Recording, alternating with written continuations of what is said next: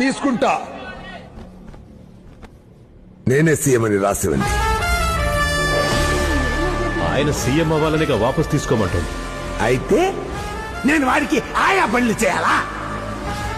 నా బ్రతుకంతా ఈ సీఎం సీటు కోసం ఎదురు చూస్తూనే ఉన్నా.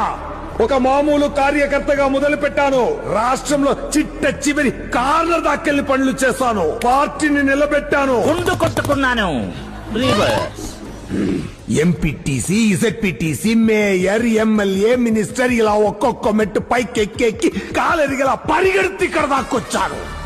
ఈయన గారు మాత్రం హెలికాప్టర్ లో వచ్చి డైరెక్ట్ గా సీఎం సీట్ లో ల్యాండ్ అయిపోతారా?